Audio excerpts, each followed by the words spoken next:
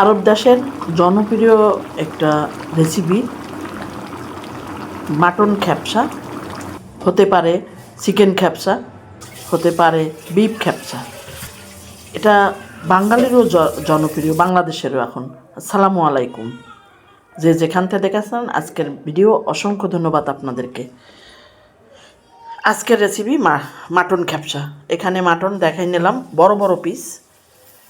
রান্নায় চলে গেলাম। ভালো করে ধুয়ে মুছে নিতে হবে মাটনটা, একদম শুকনো শুকনো করে পানি ঝরাই নেবেন বাটার দিয়ে আর সাদা তেল দিয়ে। আমি আজকের রান্নাটা করব। এখানে আস্ত মশলা আছে, সাদা এলাচ, কালো এলাচ, তেজপাতা, দারচিনি, লবঙ্গ, কাবাব চিনি। এই মশলাটা এই বাটারের ভিতরেই ঢেলে দিলাম। সাথে জিরা আর ধনিয়া আস্তা, এটাও কিন্তু দিতে হবে, এটাও দিয়ে দিলাম। এখানে এটা হচ্ছে একদম হেলদি একটা রেসিপি, কিন্তু এতটা খেতে মজা সেটা একবার না বানাইলে হয়তো বুঝতে পারবেন না। এখানে পেঁয়াজ কুচি দিয়ে দিলাম 1 কাপের মতন।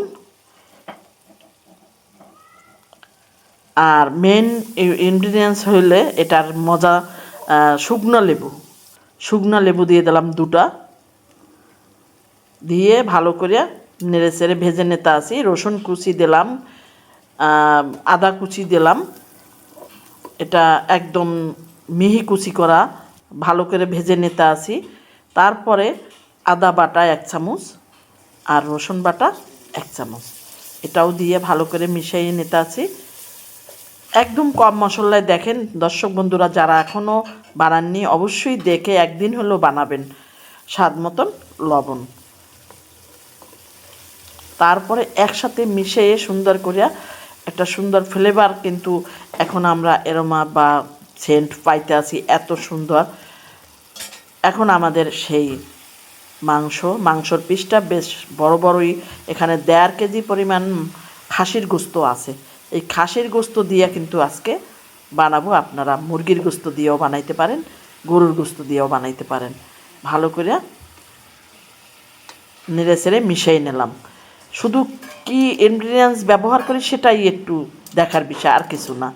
এখন মিহি কুচি করা গাজর কিন্তু আমি দিয়ে দিলাম। এটা পেঁয়াজ যখন ভাজাভাজি করলাম তখন দেওয়া উচিত ছিল, তার অসুবিধা নাই। এখন দিয়ে মিশিয়ে নিলাম।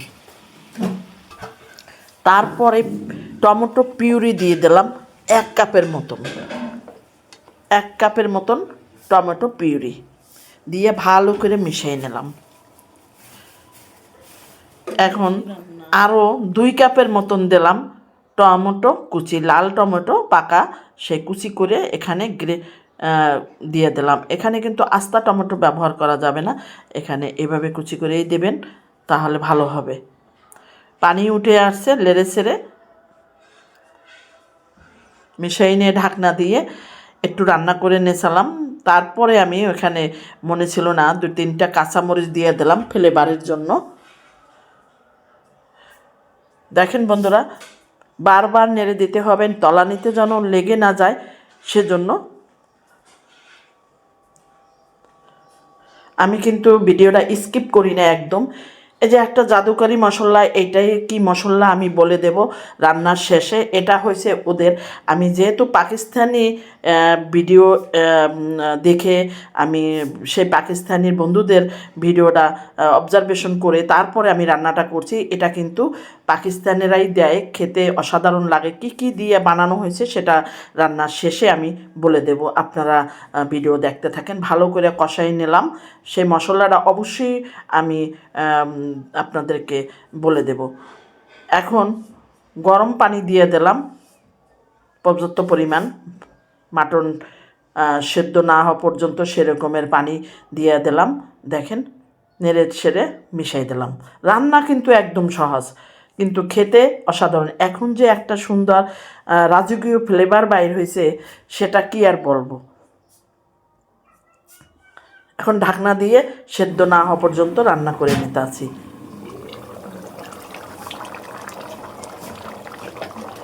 এই যে দেখেন 80% কিন্তু পানি কমে গেছে। এখন এই অবস্থায় মাংস কিন্তু একদম সেদ্ধ হয়ে গেছে, 80% মতনই সেদ্ধ হয়েছে। এখন আমাদের বাসমতি চাল দিয়ে কিন্তু এই রেসিপিটা করতে হবে। 1 ঘন্টা ভিজায় রেখে দিয়ে সেই চালটা কিন্তু ঢেলে দিতে আসি। এখনও কিন্তু পানি কিন্তু আমাদের এখনও 80% পানি আছে, আপনারা দেখতে পাচ্ছেন। ভালো করে নেড়ে চেড়ে মিশিয়ে দেবো। এখানে পানি থাকবে অবশ্যই। এই রেসিপিটা আপনারা যারা বানাইছেন আর যারা দেখছেন তারা অবশ্যই যারা দেখেন না তারা কিন্তু ফুল রেসিপিটা দেখবেন, স্কিপ করবেন না। আমার এখানে 3 পট চালের জন্য আমি ডবল পানি দিছি, কিছু পানি আছে সেজন্য 2 গ্লাস পানি কম দিয়ে দিছি। আপনার ডবল পানি দিতে হবে, এরকম পানি থাকলে মাপ দিয়ে হয়তো আপনারা দিবেন। এখন সাথে কিছু কিশমিশ দিয়ে দিলাম, এগুলো অপশনাল। লবণ যদি কম হয় চেক করে অবশ্যই লবণ ব্যবহার করবেন। ঘি দিয়ে দিলাম, 1 চামচের মতন ঘিও ব্যবহার করলাম। এখন সুন্দর একটা ফ্লেভারের জন্য, খেতে অসাধারণ লাগবে। আমি একদম স্কিপ করি না, ঢাকনা দিয়ে রান্না করে নেব। মাঝে মাঝে কিন্তু আমি নাড়া দিতে আসি, দেখেন নিচ দিয়ে যেন তলানিতে না লেগে যায়। চালটা শক্ত আছে, কোনো অসুবিধা নেই নাড়তে। কত সুন্দর দেখতে, যেমন লোভনীয়, খেতে কিন্তু অসাধারণ ছিল। যদি আমার রেসিপি ভালো লাগে অবশ্যই পারুল আলমের কিচেন ইউটিউব চ্যানেল থেকে দেখলে ইউটিউবটা সাবস্ক্রাইব করে দেবেন। আর যদি পেজ থেকে দেখেন কেউ, পেজটা ফলো করে পাশে থাকবেন। এখন কিন্তু আমি দমে দিয়ে দেব, হয়তো 5 মিনিটের জন্য নেড়ে চেড়ে এখন দমে দিয়ে দেব। কিছু কাঁচামরিচ দিয়ে দিলাম, ঢাকনা দিয়ে দমে চলে যাচ্ছি 5 মিনিটের জন্য। এখন কিন্তু এই টমেটো, এই যে শসা টমেটো সব কিউব করা, ওরা কিন্তু এই খ্যাপসাটা খায়, এটা ব্লেন্ড করে নিয়ে একটা সসের মতন বানায় তাই খায়। আমরা তো বাঙালি, আমরা ওই খাবারটা খেতে পারবো না, ওই জন্য ওই সালাডটা ভাবে বানাই নিলাম। রান্না কিন্তু শেষ, সার্ভ করে দিলাম। আমি পারুল আলম।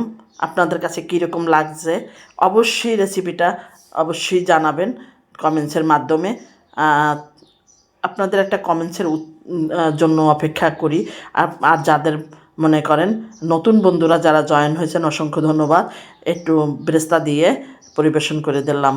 আপনারা শেয়ার করে দেবেন ফ্রেন্ডস অ্যান্ড ফ্যামিলির সাথে, যেন এই রেসিপিটা দেখে সবাই বানাইতে পারে।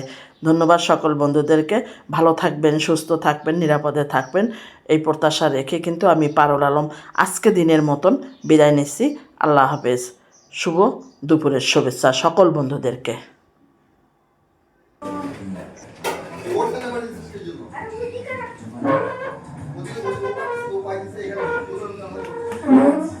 বাবা নিতে পারবে, দাও, দাদাকে বসা